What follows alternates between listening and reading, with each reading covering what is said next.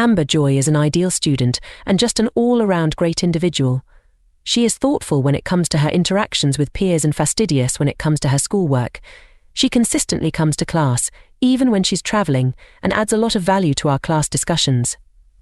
In addition to class discussions, Amber Joy is a social butterfly who is always willing to share her book recommendations with her classmates. She is a wonderful student. She is sweet-natured, positive, and a pleasure to teach. I can always count on her to complete her work, attend class meetings, answer questions, and enrich our class discussions. She values feedback as she is invariably striving to do her best on all assignments. High School Student of the Week is Peyton. Peyton is a joy to teach. I love having her in my college prep math elective. She always works hard, participates, and shows she is learning.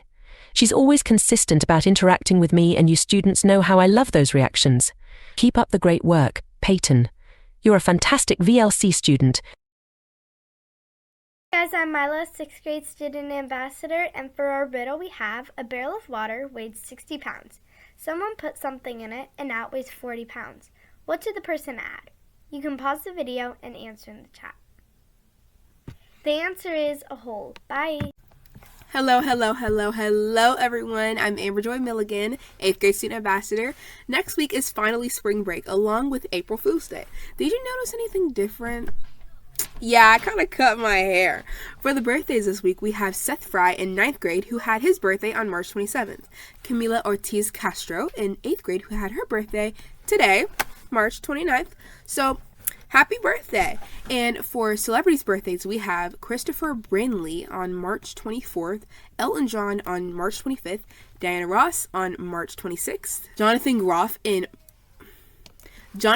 on March 26th. You might know him from voicing Kristoff in Frozen. Halle Bailey on March 27th, Mariah Carey on March 27th, Lady Gaga on March 28th. So yeah, that's it. Moving on to our lifestyle segment. This week, we'll be talking about things you can do for like spring cleaning because spring did start the 19th. So here are some things you can do. You can wash your sheets, blankets, pillowcase, basically anything that needs to be washed. Dust anything in the room that collects dust. Vacuum your room. Clean your windows. Declutter desk inside out. Same with dressers. You can also just reorganize some furniture, like I do almost every week because I'm Amber. Yeah. Just throw anything away that you don't need and make sure your room smells good. So get some Febreze or some air freshener. Keep in mind that spring cleaning is just a goal to clean out everything, but you should be cleaning your room regularly. And you can turn on some music or a YouTube video or an audiobook to make your time less boring. That's all for this week. I'll see you next time. Bye! Hello everyone, it's 9th grade student ambassador Gabby Sharonfont here with your weekend weather and sunny spring activities. You might have noticed something. I got contacts. So for today, it's going to be a high of 65 degrees and a low of 50 degrees. And it's going to be mostly sunny. For Saturday, it's going to be a high of 70 degrees with a low of 58 degrees. And so it's going to be a great day to go out and take a walk. For Sunday, it's going to be a high of 71 degrees with a low of 59 degrees. So overall, it's going to be a great weekend. I really hope that it's going to be, on the higher side on Sunday because it is Easter.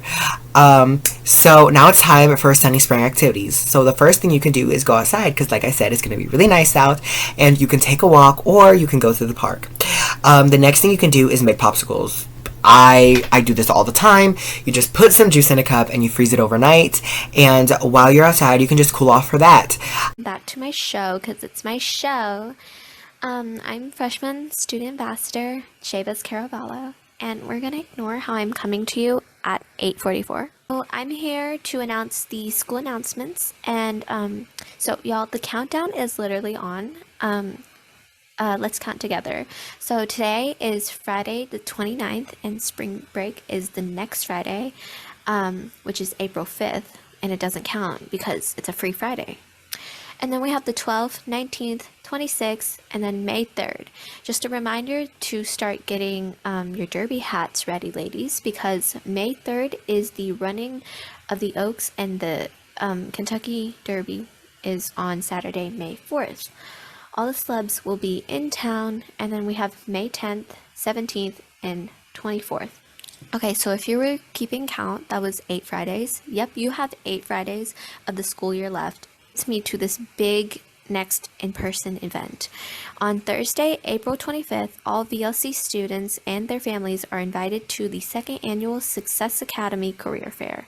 This year, we'll be inviting all 7th through 12th graders to this event since there are some job opportunities at age 14. Here are the details.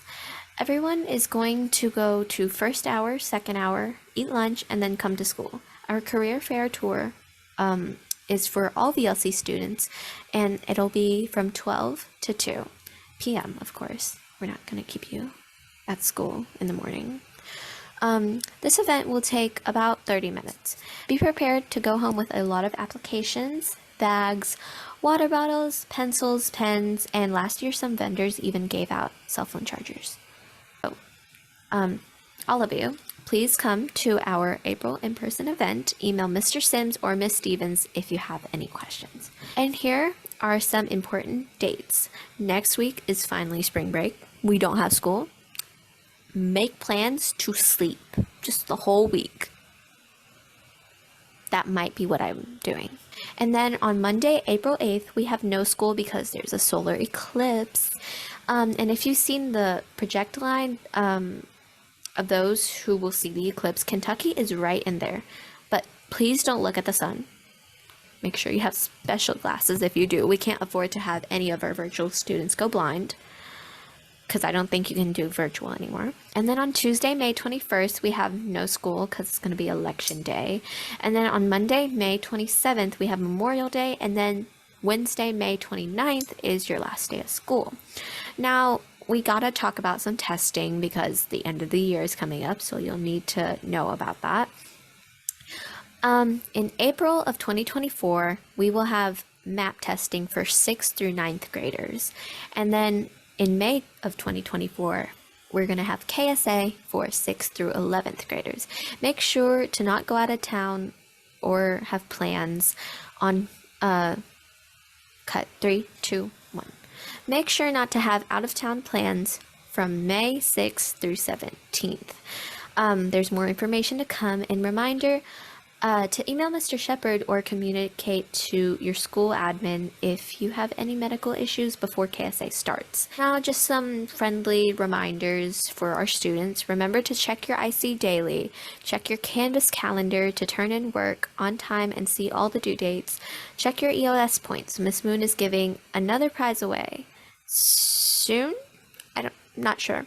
But you need a 95% or higher EOS to be drawing for the prize. And for high school students, are we clear that we need to check our high school credits? So check your EOS. It's easy. It will take you less than a minute. Since the election is coming up, and since I just practically announced a school off for the election, I'm just going to tell you guys some facts or like some things about the election. So, when you go and vote, let's just start there. I genuinely am going off. Okay, so if more people in the United States as a collective voted for one nominee, then why was the other nominee able to win through Electoral College? Great question. So each state has a number of votes that they're able to cast. Each state has 2 votes, period, point blank. No matter what happens, they will have those 2 votes. But then based off of their population, they will add more electoral votes. So big states, California, Texas, my home state of Florida, they have a lot of votes because they are bigger states with bigger populations, bigger people. So essentially, when you do see those nominees campaigning, they will tend to campaign. I'm not saying they only campaign in those states, but those are some of the most important states. And it wouldn't be the first time that, they lost Texas, they lost the election. Or, that's one of the last, that's the last state to be counted. And whoever wins that state wins the election. And what happens? They lose that state. So it's very important to do campaigning in those big states. So we don't decide the president through the general election. No, through the general popular vote. It's through the Electoral College, and that is where we vote for a group of people, and based off of the demographics of how we voted, Democratic or Republican, they will essentially take our votes and give them to whoever corresponds to it. And that's why when you see election results, you can actually search for it. Even here in Kentucky, they divide counties. You can actually see it says red or blue, and that's what it means, that county, that state was generally blue, and they went to that, so it went to that nominee. And it's just about majority rules always. I hope you guys enjoyed, this government segment. I hope you guys learned something, and I'm definitely going to be doing more of these, because just talking about those 2 elections made me want to literally do a mini recap on all of the elections. And don't try me, because I can do it, and I will do it. So that is all I have for you guys today. I will see you guys next week. I'm pretty sure I already said bye, in my last segment, but bye again. Bye.